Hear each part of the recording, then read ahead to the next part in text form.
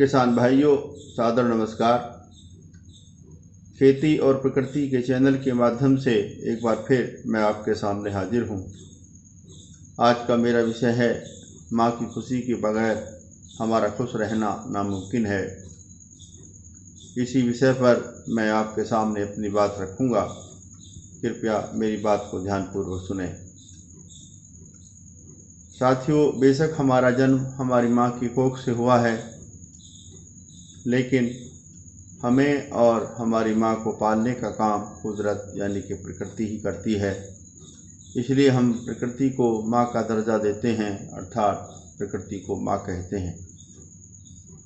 प्रकृति का मतलब है धरती उर्वर हो, जलाशयों में निर्मल पानी भरा हो, धरती हरे बड़े पेड़ों से ढकी हो, धरती नदी नाले पहाड़ झरने वगैरह से सजी हो और धरती पर रहने वाले पशु पक्षी जीव जंतु सब मौजूद हों, अर्थात थल में रहने वाले थलचर, जल में रहने वाले जलचर और आकाश में विचरण करने वाले नभचर मौजूद हों। इसी को हम प्रकृति कहते हैं। प्रकृति जड़ जगत और जीव जगत की अनेक इकाइयों से सजी हुई है। प्रकृति के साथ मिलकर हमें रहना चाहिए। प्रकृति की किसी भी इकाई को नुकसान या ख़त्म करने का हमें कोई हक नहीं है, क्योंकि प्रकृति की सभी इकाइयों को भी धरती पर जीने का उतना ही हक है जितना हमें है। लेकिन हम इंसान प्रकृति की परवाह किए बगैर भौतिक संसाधनों की प्राप्ति की होड़ में और धन प्राप्ति की होड़ में लगे हुए हैं और आधुनिक जीवन शैली में जकड़ते जा रहे हैं, जिस कारण जड़ जगत की इकाइयाँ अर्थात प्राकृतिक संसाधन हमारे धीरे धीरे क्षीण होते जा रहे हैं और जीव जगत यानी कि जैव विविधता भी हमारी ख़त्म होती जा रही है। साथियों, सबसे अहम ज़रूरत हमें हवा, पानी और भोजन की होती है। ये भोजन, हवा और पानी हमें परोक्ष या अपरोक्ष रूप से खेती अर्थात प्रकृति से ही मिलता है।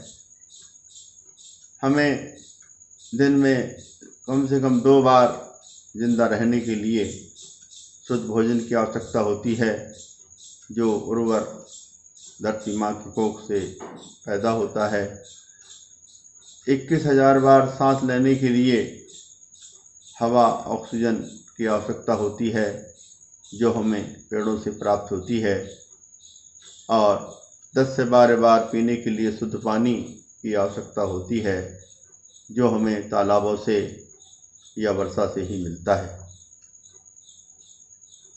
साथियों, हम दुनिया की चकाचौंध में खोए हुए हैं।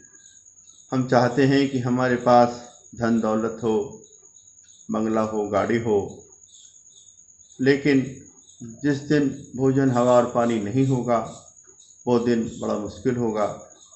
दुनिया की सब चकाचौंध हम भूल जाएंगे। उस दिन गाड़ी, बंगला, पैसा, धन दौलत कुछ काम नहीं आएगा। यदि काम आएगा तो सिर्फ और सिर्फ प्रकृति ही काम आएगी। इसलिए हमें प्रकृति को नहीं भूलना चाहिए, प्रकृति को हमेशा याद रखना चाहिए, प्रकृति के साथ मिलकर जीना चाहिए, प्रकृति के प्रति समर्पित रहना चाहिए। साथियों, हम दुनिया में आखिरी इंसान नहीं हैं। हमारे मरने के बाद भी हमारी संतानों को इसी दुनिया में, इसी धरती पर प्रकृति की इसी व्यवस्था में जीना है। यदि हम अपनी संतानों को कुछ देकर जाना चाहते हैं तो वह है भोजन, हवा और पानी, अर्थात हमारे मरने के बाद हमारी संतानों को शुद्ध हवा, शुद्ध भोजन, शुद्ध पानी और शुद्ध पर्यावरण आसानी से मिलता रहे। हमें अपने लिए न सही, अपनी औलादों के लिए तो अवश्य सोचना चाहिए और हमें प्राकृतिक संसाधनों का संरक्षण और जैव विविधता का संवर्धन करते रहना चाहिए ताकि हमारी औलादों को भोजन, हवा और पानी आसानी से मिलता रहे। और ये सब तभी संभव है जब प्रकृति सलामत रहेगी, प्रकृति यानी माँ खुश रहेगी।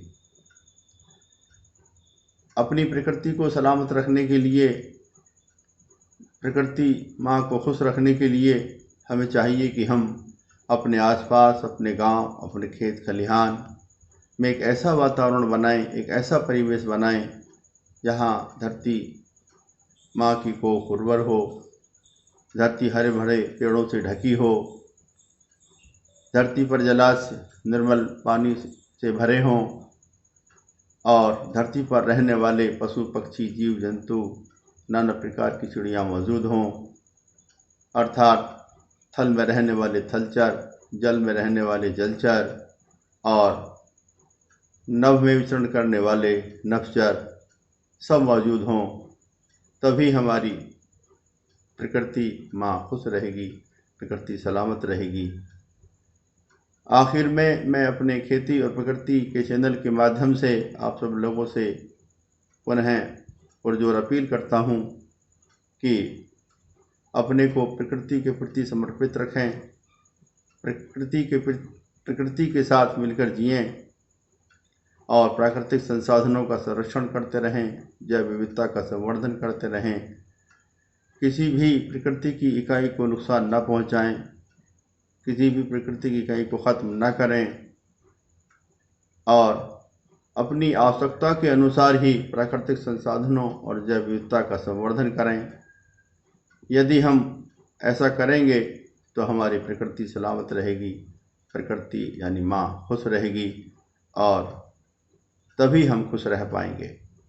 धन्यवाद।